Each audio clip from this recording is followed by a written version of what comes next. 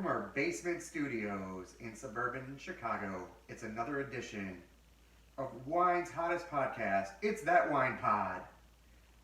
That was like my best announcer voice I could do. It was terrible, but still the best I could do, you know. All right, my name is Pete, and sitting across from me, my co-host, the paramour of Piedmont, Vino Mike. What is up, everybody?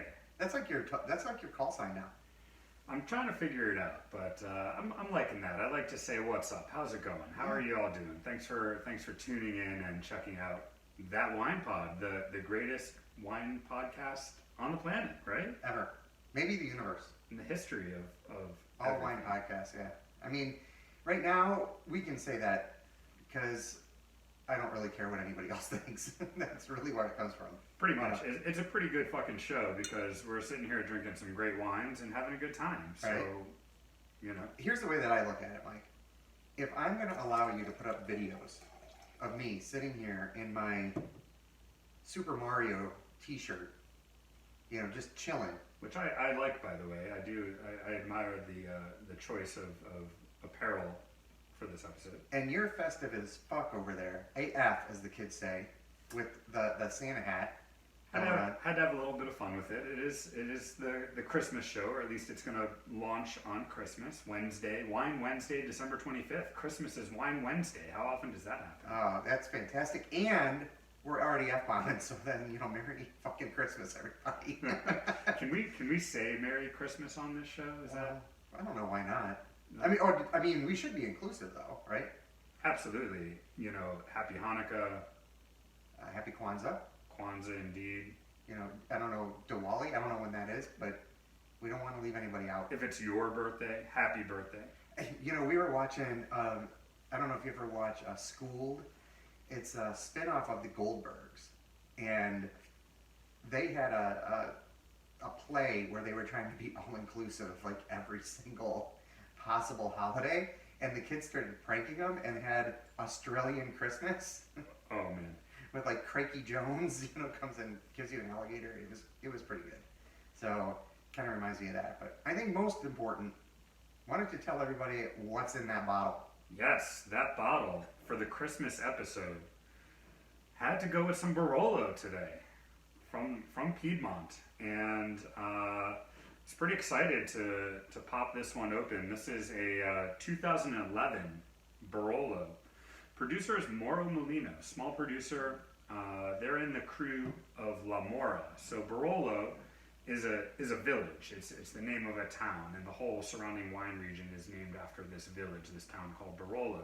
But there are other small towns around it, and each town has its own unique style, unique characteristics, vineyards, things like that. And one of my favorite sub-regions, if you will, of Barolo is this town, La Mora. And this producer is located there. It is a single vineyard Barolo. So fancy. Yeah, really fancy. And you know, that's what Barolo for me is all about, is the expression of the vineyard and where it comes from. So this is from a vineyard called Bricco Luciani. And what makes this so special and unique is the elevation here for Barolo. It starts getting pretty high around La Mora. The vineyards are higher elevation, which creates a Barolo that is more aromatic and perfumed, and for my taste, I like a lot more complex in terms of the flavors that I really enjoy out of Barolo. So Which are? Well, I was actually going to ask you, since you were over there tasting and swirling while I'm talking about the wine, what's hitting you off the bat? This is super elegant. That's the way I would describe this. It's a more feminine style, if you will, of Barolo. I think I get some of the classic flavors in there. I get a little bit of that kind of purple flower, like violets maybe. I get a lot of berry, a lot more berry than I thought I would normally get. And that little bit of almost like fresh tar. Like it's just that kind of nice and smoky kind of feel right before you get silky tannins in this. I mean, they're grippy because it's Barolo, but way more elegant than had kind of expected. I thought this might still be a little bit young, but I think it's drinking really nicely. And so I had to. I just had to look up the scores. I had to. Oh, well, before we get to the scores, Because I wanted to hear what you have to say, because I think that this will kind of go back a couple episodes, but I think on this one is a prime example. keep that in your back pocket. I know this wine got, I can't remember what score or scores it received, but I know it received some decent press. Yeah. So, but I tasted this wine when it first was released, and there was something about it for me, like the balance, the elegance that you said, and I think calling this feminine is a really good call. Like some Barolos can be very powerful and very grippy and very tannic and much more masculine, where this is a lot lighter and more perfumed, those higher berry, like those higher red fruit tones. I'm starting to get some of that licorice note again, and I know you're so particular about your licorice. I think it's a little mix of red and black licorice going on, but if you want to speak specific on licorice, feel free.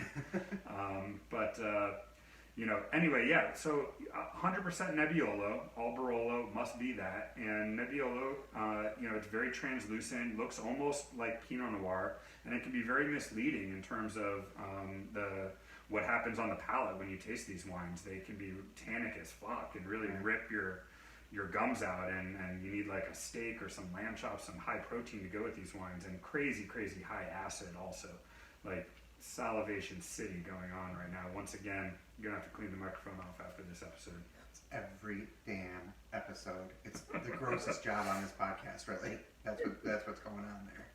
Yeah. So it's interesting because I always hesitate now to use masculine and feminine, just kind of given today's climate. Maybe it's a non-binary Barolo. Could be. But it just kind of describes that softness, that elegance, and I'm actually blown away by that kind of really subtle complexity that goes through the entire wine. And honestly, even after drinking a little bit of water, I'm still tasting the wine. It's still going and going and going. Well, this was fun to pop open because it's 2011. It didn't get like the most praise in terms of being like this great vintage. I think 2010 got a lot more praise and hype for it, and it's hard to, unless it was a really banner year, it's really hard to kind of follow up a good vintage like 10 and get the amount of praise that it might have deserved. So I think this is kind of an under the radar vintage, and I got married in 2011, so I actually bought a few 2011s from different areas around the world just to kind of have some anniversary bottlings, and it's kind of cool. But thanks for sharing. But yeah, absolutely. I definitely bought it to share with you and not my wife. Apparently. I mean, she's used to it. It's okay. Well, this is a wine that is ready to drink now, and it's starting to get complex. But Barolo, as you know, ages really well. And around 10 years old is sort of my go-to age to pop open a Barolo that is of this quality, like a single vineyard Barolo. This isn't very expensive either. I think this is around like low 40s, $40 give or take, sub $50, where Barolo can go into multi-hundreds of dollars a bottle. I think the average tends to be maybe around 60, 75 retail on average for good, decent Barolo. There's plenty of producers that will bottle, like Vira does the Alabay Barolo that is around 30, 35. Yeah, there's always exceptions to the rule, but generally speaking, Barolo is not necessarily priced to drink every day, although I would. You would. I totally would. So Nebbiolo, my desert island grape. Indeed, and I'm with you. And I was on Instagram maybe a day or two ago. Somebody posted a picture of Piedmont and talking about all of the great wines and how beautiful Piedmont is, and I kind of chimed in saying I could drink Piedmont wine only for the rest of my life. I'm with you. And be content. If I could, like, you can't drink anything else, I'm going to be just fine drinking Piedmont. They've got great sparkling wine. Oh yeah, Arnaz. Great white wines. Right. Dolcetto. Great everyday reds. Dolcetto, Barbera. Unique grapes, Herbaluce, all this stuff, that people don't even, know exists really. and of course Barolo and Barbaresco, one of the Gattinara. greatest wines on earth. God, and then the northern appellations for Nebbiolo, the Gattinara, the Gamay. Yeah, man, yeah. I love this, and I think I had the reason I had to look at the scores, right? Just because I was curious, right? Because I thought the wine is fantastic, but because it's that softer style, that more elegant style, I was wondering, hey, did critics agree, right? Good scores, 93 from the Spectator, 94, and called Sexy by James Suckling. Ooh. Monica Larner put this one in its corner with an 88. And there you go. Right? Monica course Larner, wine writer and critic for Wine Advocate. Wine Advocate. Yeah. So there you go, right? So you have a 93, 94, right? Two completely different publications, 88, right? Three publications. That's a wide swing. My point being, to bring it up here, it does not matter what that score was. You love the wine when you tasted the wine. That's right. I love this wine when I tasted the wine. I've had bottlings of this in the past, and I think that this one is one of the more under the radar ones. Like, from a vintage perspective, I don't think I would have just grabbed it. I like the producer quite a bit, but I would not have just grabbed it. Yeah. And I would have been sad now having tasted it to not have participated. You know, it is a small producer and kind of under the radar. You probably would see this in some specialty shops. It's not Right. going to be widely available. This is imported directly here to Chicago by Tenzin, distributor and importer here in town, and a small family-owned winery, Moro Molino. I think their first vintage on the website said 1982. Huh?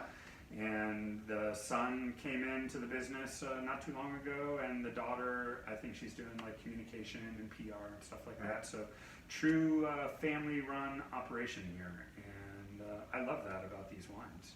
Yeah, if you've never tried Barolo, don't go buy one and just pop it open on a Friday to sit down and just drink on its own.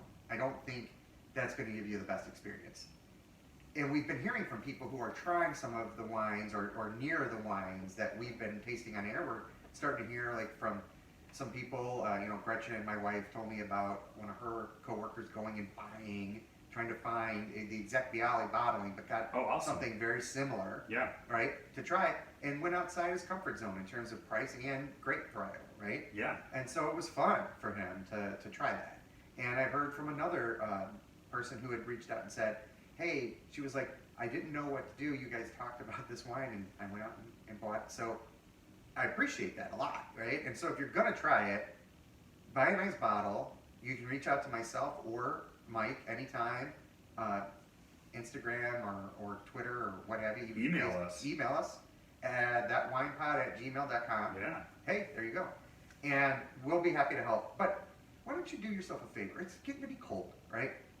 Why don't you make yourself a nice mushroom risotto, right? Perfection. Super good comfort food. Pour yourself get a nice bottle of Barolo. Pour yourself a glass. Open it up a little early. Let it breathe a little bit, and then go in there, dive in. And unless you can get truffles, you can get truffles, maybe a little, truffle in your risotto.